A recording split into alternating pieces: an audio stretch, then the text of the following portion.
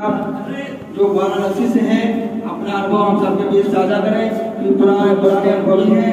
इन्होंने तंजीम की शुरुआत भी होगी तब से भी शायद काम कर रहे हैं लगातार। आज भी पूरे जोश के साथ हम लोगों को निर्देशित भी कर लगातार मैंने देखा है 2-3 बैठकों हुई उसमें लगातार बेचारे बनारस से चल के आते हैं और पूरा सहयोग देने की बात करते हैं।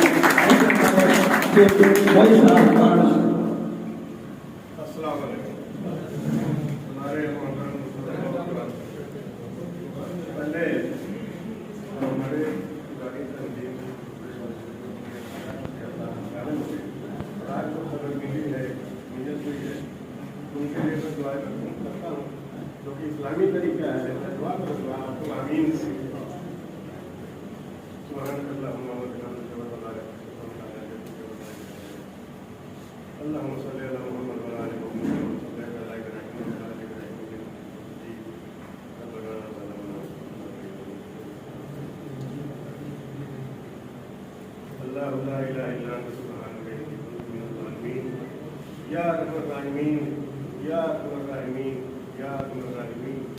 ऐसा बात परवरदिगार और रहमान इस अलवी वेलफेयर सोसाइटी से जो पुरानी तंजीम रही है उसके पुराने लोग बच्चे दुनिया से जा चुके हैं और आज भी जिनकी मैयत हुई है अपनी बिरादरी अपने कौम समाज के लोगों की, तो उन सबको कब्र के अजाब से बचा ले और उनकी आखिरत बेहतर कर दे। इस दुनिया में रहते हुए उन लोगों से अगर जाने अनजाने कोई गलती गुनाह हुआ है तो अल्लाह पाक परवरदिगार उनकी गलतियों गुनाहों को माफ़ कर दे, उन्हें जन्नत में आला मुकाम अता फरमा। आमीन सुम्मा आमीन। मैं बनारस आया, मेरा मेरा नाम है। मैं एक छोटा सा कारोबारी आदमी हूँ। मैं कभी किसी पॉलिटिकल पार्टी से नहीं जुड़ा था और जुड़ने की कभी कोशिश भी नहीं की। हालांकि बहुत से लोगों ने जोड़ने की कोशिश की, लेकिन तो एक बिजनेसमैन होने के नाते कभी किसी पॉलिटिकल पार्टी से नहीं जुड़ा। वोटिंग तो हम लोग जहाँ करते हैं आप सब लोग उसे वोट देने का मेरा मकसद है।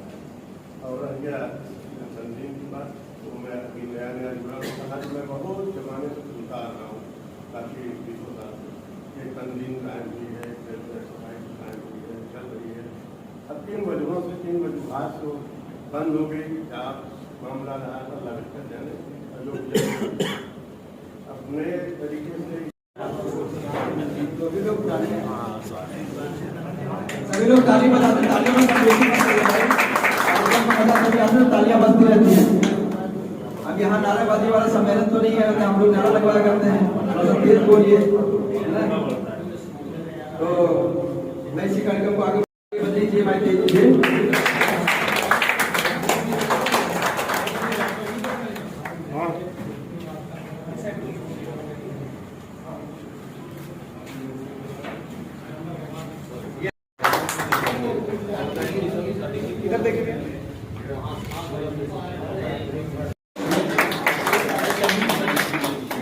हमारे वीर समीन भाई लड़कियां से आए हुए हैं। इस कार्यक्रम में हमारे इस्माइल भाई का स्वागत करें। जैसे आज आपकी बैठक चल रही है, बैठक का उद्देश्य क्या है? हमारी बैठक का मूल उद्देश्य ये है कि हमारी कौम भटकी हुई है। हमारी तंजीम चल रही थी और हमारे जो अध्यक्ष रहे हैं वो मरहूम इंतकाल कर चुके हैं और उनके नए अध्यक्ष को लेकर के हम लोग एकत्रित हुए हैं कि नए अध्यक्ष का चयन कैसे किया जाए। और उसके बाद हमारी तंजीम शिक्षा और बेरोजगारी ऐसी बहुत सी चीज़ें हैं, उनको लेकर के मशवरा हम लोग करेंगे और नए अध्यक्ष का गठन कमेटी को नए तरीके से खड़ा करने के लिए। सोसाइटी का मुख्य उद्देश्य क्या है? मैं बताता हूँ। हाँ, शिक्षा को दूर करना। मैं बताता हूँ। शिक्षा समाज में फैली है, शिक्षा को दूर करना।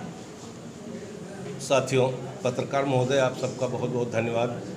कृपया आप हमारी मीटिंग में शरीक हुए और हमारा मनोबल बढ़ाएंगे।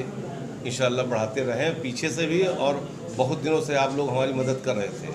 हमारी जो वेलफेयर सोसाइटी है, इसका मूल मकसद ये था कि मुस्लिम का तबका, बहुत नीचे तबका जो पढ़ता लिखता नहीं था, बिल्कुल पढ़ाई नहीं हो पा रही थी, उसके विषय में जागरूक करना। दूसरा, एकता, एकता नहीं रहेगी तो एक दूसरे को नीचा गिराते रहेंगे और हम लोग तरक्की नहीं कर सकते।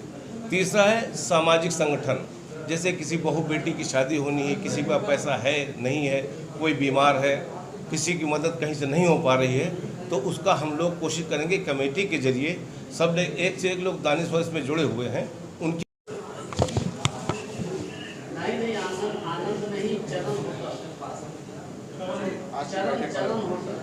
आज की बैठक में आप सभी का बहुत बहुत धन्यवाद आभार, क्योंकि आज की बैठक साहलवी वेलफेयर सोसाइटी जो कि 1996 में रजिस्टर्ड की गई और उसके संरक्षक जिन्होंने गठन कराया था वो हमारे मरहूम अजीज़ साहब भारती जी और इंजीनियर हैदर अली शाह साहब बाराबंकी से, मरहूम डॉक्टर जलील अहमद शाह जी, मरहूम हाजी बुनियाद हुसैन साहब लखनऊ से, मरहूम हाजी निज़ामुद्दीन साहब लखनऊ से, मरहूम हाजी राहत अली साहब ने जो गठन किया था, जिस सोच के साथ, जो उस प्लानिंग के साथ समाज का भला करने के लिए उन्होंने इस तंजीम का गठन किया, उसको लेकर के अब वो लोग नहीं रहे हैं। हम हमारे बीच तंजीम के जो है प्रदेश महासचिव इस्माइल साहब के नेतृत्व में हम लोग पूरे देश में अपने समाज के लिए किसी प्रकार की जो पीड़ा तमाम लोग जो परेशानियों से जो झेल रहे हैं इस तंजीम से जोड़ने का काम करेंगे। उनकी सारी परेशानियों का, जैसे कि तमाम राजनीतिक दलों ने,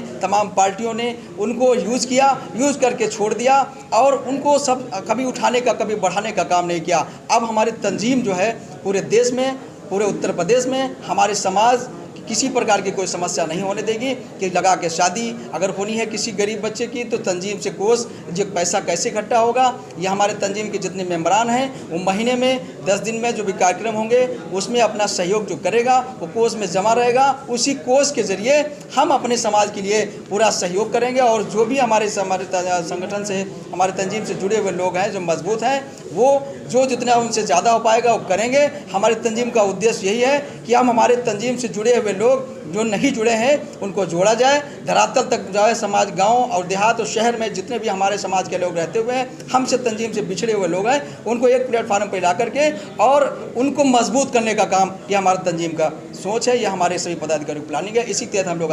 2005 में इसका गठन हुआ था।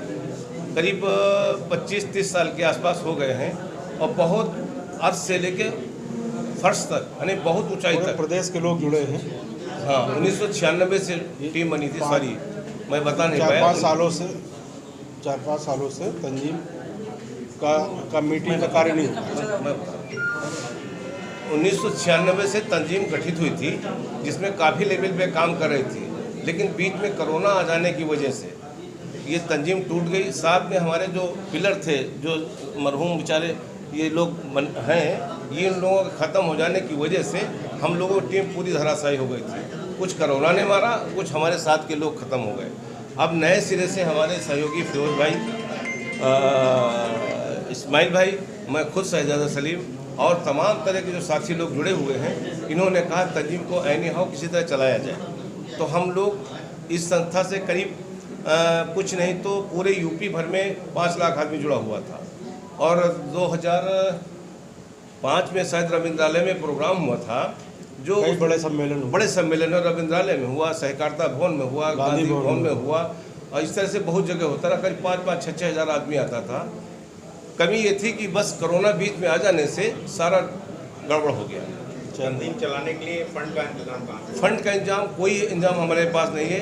हम ही आपस में ही एक दूसरे को कंट्रीब्यूट करते हैं और उससे इंतजाम होता भी है। हमारे बीच जनाब यूनुस शाह साहब, मैं चाहूँगा काफ़ी समय से आपको सुनने की ये लोग बड़े हुए हैं।